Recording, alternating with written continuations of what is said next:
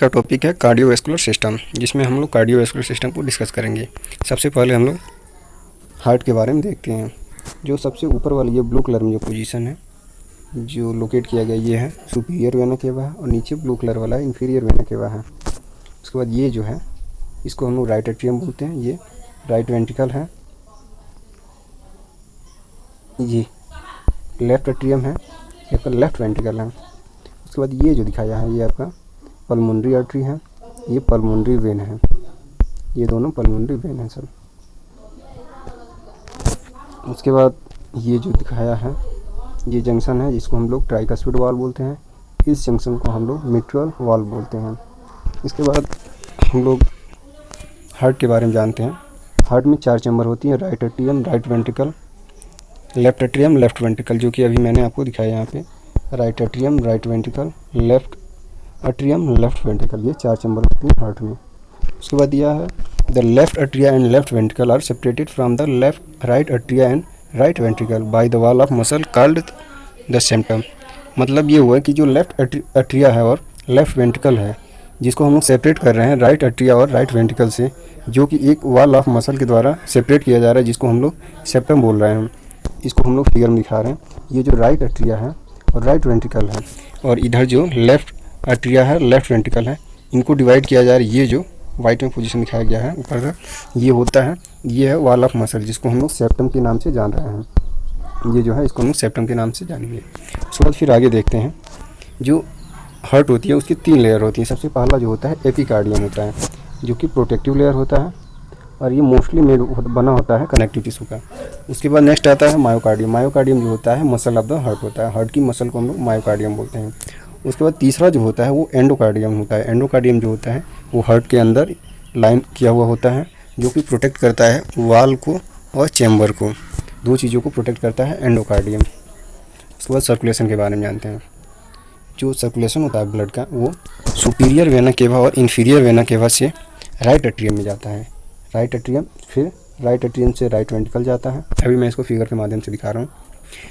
Right atria से right ventricle से pulmonary artery में जाएगा, फिर लंग्स में जाएगा, लंग से पल्मोनरी वेंट्रिकल में जाएगा, पल्मोनरी वेन में जाएगा, पल्मोनरी वेन से फिर लेफ्ट एट्रिया, फिर लेफ्ट वेंट्रिकल, उसके बाद अरोटा से होते हुए बॉडी में चला जाएगा।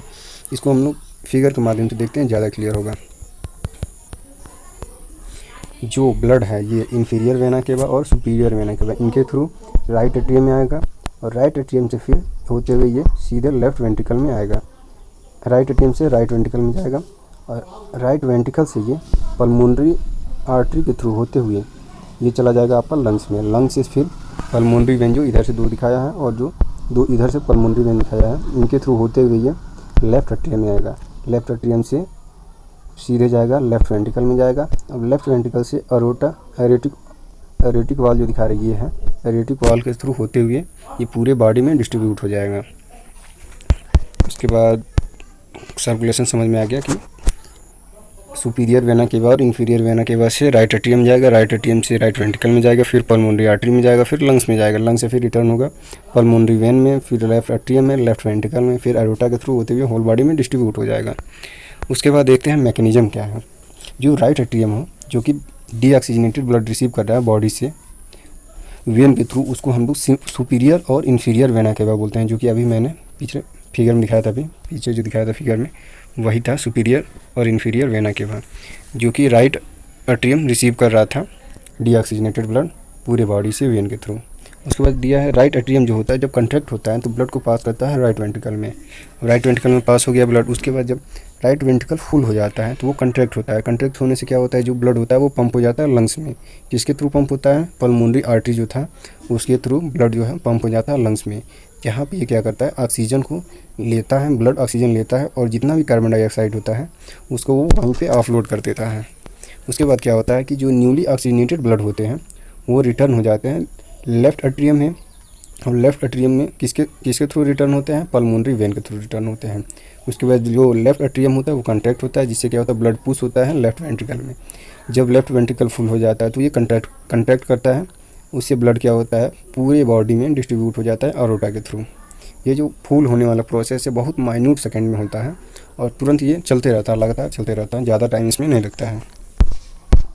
उसके बाद इसमें वाल्व के बारे में दिया। इसमें मेनली हार्ट में 4 वाल्व होती हैं। पहला जो होता है एरोटिक वाल्व होता है, जो कि लेफ्ट वेंट्रिकल यानी सबसे लास्ट वाला चैम्बर जो था उसके और एरोटा के बीच में होता है, जो कि ऑक्सीजनेटेड ब्लड को कैरी कर रहा था पूरे बॉडी में। और एरोटा जो क्या कर रहा था, ऑक्सीजनेटेड ब्लड को डिस्ट्रीब्यूट कर रहा था। लेफ्ट वेंट्रिकल और एरोटा के बीच में एरोटिक वाल्व है। आपको याद करना है, एरोटा से याद करना है एरोटिक वाल्व। उसके बाद जो मिट्रल वाल्व होती है, ये लेफ्ट एट्रियम और लेफ्ट वेंट्रिकल के बीच में होती है। जो थर्ड और फोर्थ चैम्बर था उन दोनों के बीच में मिट्रल वाल्व होती है। उसके बाद पल्मोनरी वाल्व जो होती है, और जो पल्मोनरी आ गया, तो पल्मोनरी से याद रखना है पल्मोनरी आर्टरी, और उसके पहले कौन सा आता है, राइट वेंट्रिकल। राइट वेंट्रिकल से किस में जाता है ब्लड, पल्मोनरी आर्टरी में जाता है, यानी इन दोनों के बीच में पल्मोनरी वाल्व होती है। उसके बाद आता है ट्राइकस्पिड वाल्व। जो ट्राइकस्पिड वाल्व होता है राइट एट्रियम और राइट वेंट्रिकल के बीच में होता है। इन 4 जो भी हमने 4 अभी वाल्व पढ़े, इन सब का काम होता है ब्लड को यूनिडायरेक्शनल फ्लो कराना, जैसे ब्लड बैक फ्लो ना हो, इसके लिए वाल्व होती हैं। उसके बाद फिर हम लोग वेसल्स के बारे में जानेंगे। वेसल में हम लोग पहला देखेंगे आर्टरीज। आर्टरी जो होती है ऑक्सीजनेटेड ब्लड कैरी करती है हार्ट से पूरे बॉडी में। आर्टरी ऑक्सीजनेटेड ब्लड को सप्लाई करती है।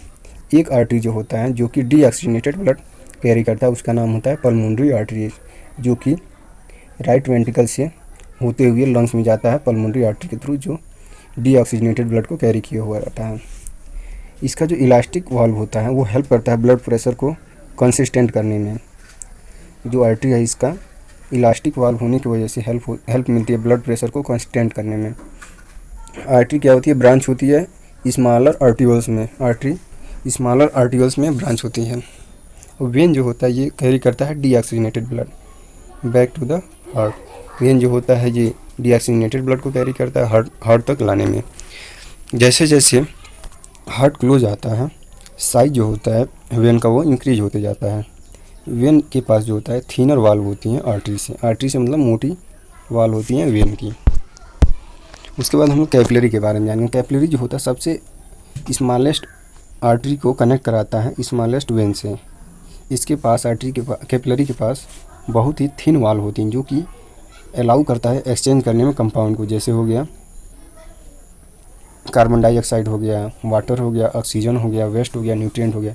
इसको ये सराउंडिंग के टिश्यू से एक्सचेंज कराने में हेल्प करता है। अब हम लोग कंडक्शन सिस्टम के बारे में जानेंगे। कंडक्शन सिस्टम में ऐसे नोड आता है जिसको हम लोग पेसमेकर के नाम से जानते हैं। इंटरनोडल पाथवे आता है, एवी नोड आता है, बंडल ऑफ ह्यूज आता है और पुर्किंजे फाइबर आता है। अब हम लोग कार्डियक साइकिल के बारे में जानते हैं। Cardiac event that occur from the beginning of one heart beat to the beginning of next are called the cardiac cycle. मतलब कार्डियक साइकिल वो होता है जो पहले हार्ट बीट के बिगिनिंग से लेके नेक्स्ट हार्ट बीट के बिगिनिंग के बीच का जो टाइम होता है उसी को हम लोग कार्डियक साइकिल बोलते हैं। जब हार्ट स्टार्ट करता है बीट करना नॉर्मल रेट पे, तो उसका जो होता है रेंज होता है 72 पर मिनट, यानी 1 मिनट में 72 बार हार्ट बीट करता है। और ड्यूरेशन ऑफ इस कार्डियक साइकिल जो होता है 0.833 सेकेंड पर बीट होता है, यानी एक बीट करने में टाइम लगता है 0.833 सेकेंड हार्ट को। इसको हम लोग कार्डियक साइकिल बोलते हैं। जो ड्यूरेशन ऑफ इस कार्डियक साइकिल जो है वो है 0.833 सेकेंड पर बीट। अब हम लोग हार्ट साउंड के बारे में जानेंगे। हार्ट साउंड मेनली 4 प्रकार के होते हैं। पहला S1 होता है, दूसरा S2 होता है, तीसरा S3 और चौथा S4 होता है। S1 जो होता है जब सडन जो एवी वाल्व होती हैं क्लोज होती हैं तो जो साउंड निकलता है उसे हम लोग S1 बोलते हैं। जब एरोटिक और पल्मोनरी वाल्व क्लोज होता है तो उसको हम लोग S2 हार्ट साउंड बोलते हैं, जो कि एरोटिक और पल्मोनरी वाल्व के क्लोज होने की वजह से होता है। S3 जो होता है, जो ब्लड होता है रैपिड वेंट्रिकुलर फीलिंग, यानी राइट एट्रियम से राइट वेंट्रिकल में गया या तो लेफ्ट एट्रियम से लेफ्ट वेंट्रिकल में गया, तो वहाँ पे जो साउंड निकलता है उसको हम लोग S3 नाम से जानते हैं।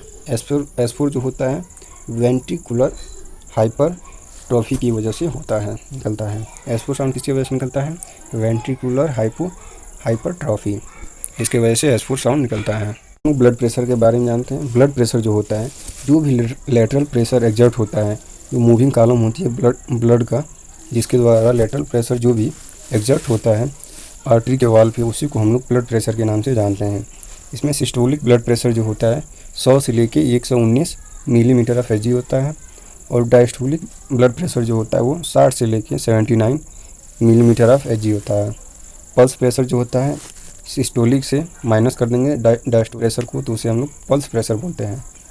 यानी systolic blood pressure minus diastolic blood pressure is called pulse pressure. और जो मीन आर्टेरियल प्रेशर जो होता है वो डायस्टोलिक ब्लड प्रेशर और 1/3 part of partial pressure pulse pressure जो होता है उसको हम लोग मीन आर्टेरियल प्रेशर बोलते हैं। कार्डियक आउटपुट क्या होता है? कार्डियक आउटपुट जो होता है जो क्वांटिटी ऑफ ब्लड है जो कि पंप किया गया है एरोटा में each minute by the heart, मतलब 1 मिनट में जितना भी अरोटा में ब्लड को हम लोग पंप कराया जाता है उसको कार्डियक आउटपुट बोलते हैं। इसके फैक्टर क्या क्या होते हैं? बीएमआर होता है, एज होता है, साइज ऑफ द बॉडी होता है, एक्सरसाइज होता है, नर्वस कंट्रोल होता है, हार्ट डिजीज होता है। अब हार्ट फेलियर के बारे में जानेंगे। अगर हार्ट फेलियर होगा तो उसमें क्या होगा, जो फंक्शन होता है हार्ट का वो सही नहीं रहेगा और जो पंपिंग एबिलिटी है हार्ट की वो भी डिक्रीज हो जाएगी। 2 तरह के होते हैं हार्ट फेलियर, एक होता है लेफ्ट साइड हार्ट फेलियर और दूसरा होता है right side heart failure. Left side जब हार्ट फेल होता है तो वहाँ पे हाइपरटेंशन हो सकता है, वेंट्रिकुलर डिसफंक्शन हो सकता है, एलएपी जो होता है इंक्रीज हो सकता है, पल्मोनरी कंजेशन हो सकता है, पल्मोनरी एडिमा हो सकता है और जो लेफ्ट वेंट्रिकल आउटपुट होता है वो डिक्रीज हो सकता है, साथ ही साथ हाइपोक्सिया हो सकता है। और जो राइट साइडेड हार्ट फेलियर जो होता है वहाँ पे मिट्रल स्टेनोसिस हो सकती है, पैरेनकाइमल लंग्स डिजीज हो सकता है, वेनस कंजेशन हो सकता है, इंक्रीज जेवीपी हो सकता है, पेडल ओडिमा हो सकता है, एसाइट हो सकता है, हिपैटोमीगैली हो सकता है। शॉक जो होता है इनएडिक्वेट ब्लड का फ्लो होता है जब बॉडी से, जिससे कि कोई भी बॉडी का टिश्यू डैमेज हो सकता है। वहाँ पे बहुत कम ही ऑक्सीजन का सप्लाई होता है और न्यूट्रिएंट को डिलीवर किया जाता है टिश्यू तक। इसके 3 स्टेज होते हैं। पहला होता है नॉन प्रोग्रेसिव, दूसरा होता है प्रोग्रेसिव और तीसरा जो होता है इरिवर्सिबल होता है। यानी जो शॉक होता है यहाँ पे टिश्यू डैमेज हो सकती है क्योंकि यहाँ पे ब्लड का फ्लो सही नहीं होता है और यहाँ बहुत ही कम ऑक्सीजन का सप्लाई और न्यूट्रिशन का सप्लाई होता है टिश्यू तक। यहाँ पे 3 स्टेजेज हैं, नॉन प्रोग्रेसिव, प्रोग्रेसिव और इरिवर्सिबल।